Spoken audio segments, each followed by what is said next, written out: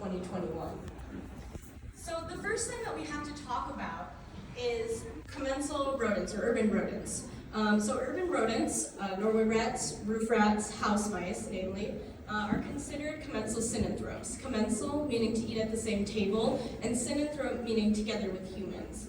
What does this mean? Well, this means that for these urban rodents, their primary habitat is just defined as near human dwellings, and they live off resources created by human activity.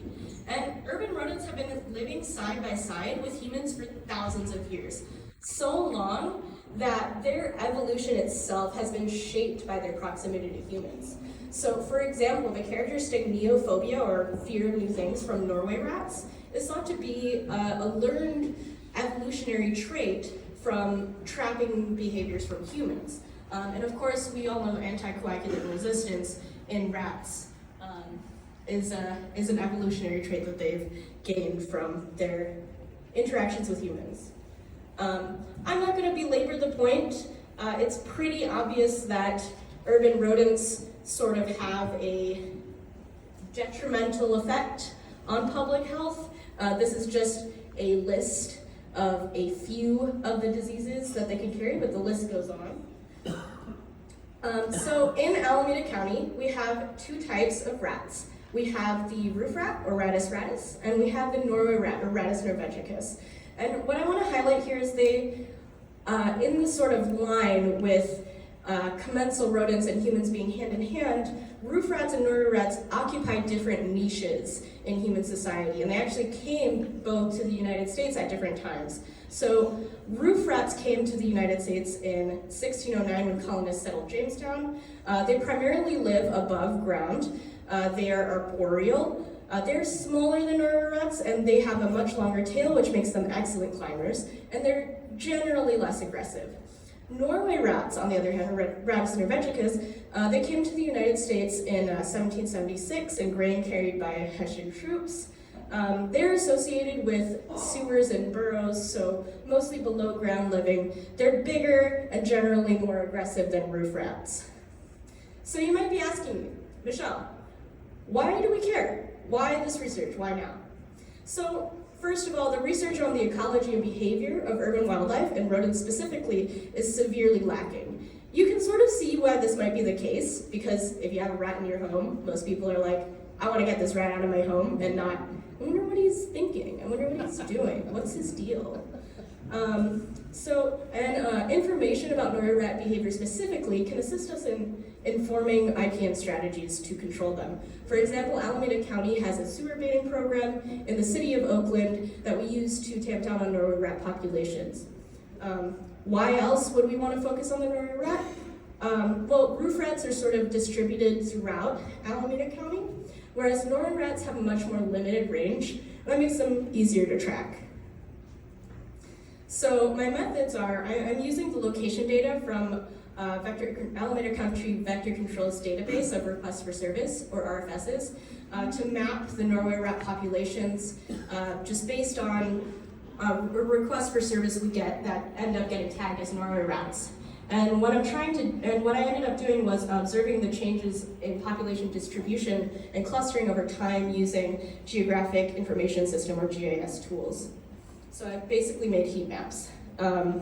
So I'm just going to go through the general movements that we saw in those 4 years, and we'll go through them again. And I want you to notice in this sort of center area that it sort of moves. The density sort of shifts such that there are distinct clusters away from that middle East Oakland area, which is very interesting.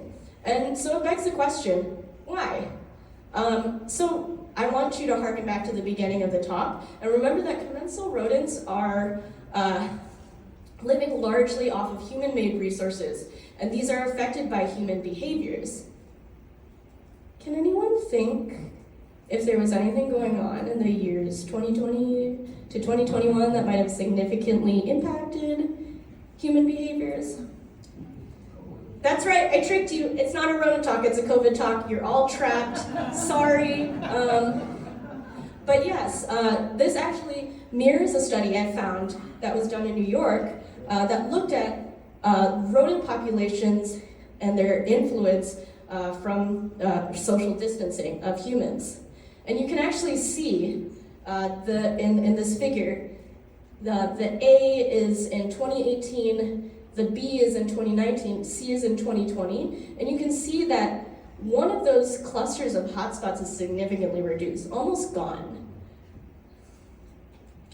So how will we test this theory? So in 2020 and 2021, Alameda County had various levels of pandemic response and public adherence to social distancing protocols. So for example, UC Berkeley defaulted to online courses until fall of 2021 and maintained online classes for larger than 200 people until spring of 2022. So we might ask, with things more back to normal in 2022, would the Norway rat distribution follow? So literally 2 weeks ago when we had this data, I decided to check this out. So just as a refresher, this is what it looks like for those 4 years. This is what it looks like in 2018, the first year in 2020, the height of the lockdowns. And here's what it looks like in 2022. And I want you to notice that this middle section of clusters is starting to come back. And this is really, really cool to see because we really think of urban wildlife as sort of a constant in our lives, but they are actually changing and living with us, evolving alongside us, responding to us.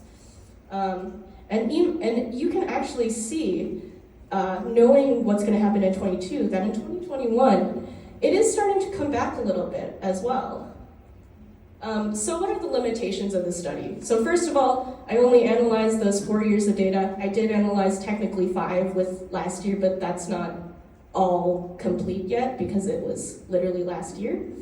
So this could technically be a cyclical pattern responding to other factors such as sewer baiting efforts.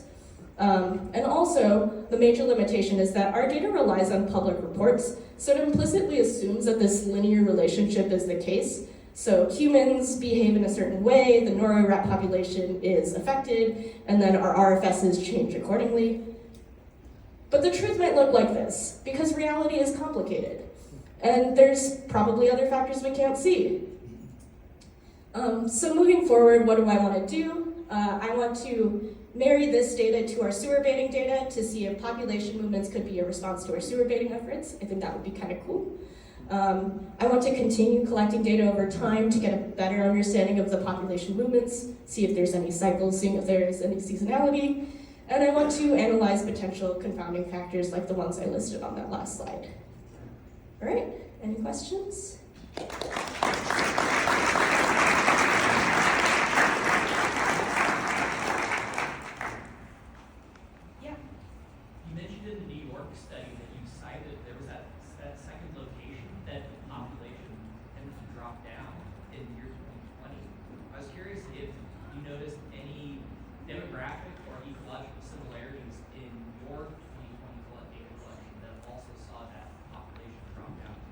So I haven't looked at a lot of those like extra confounding factors, partially because we don't always record those. But moving forward, I would definitely like to see these. What was interesting about the New York study is that they noticed that Norway rat movements didn't actually change in response to restaurant closing, so probably those Norway rats just went to nearby homes. But they did leave that area in that lower part by Prospect Park and the Gowanus Canal, industrial areas where people go, but they don't live.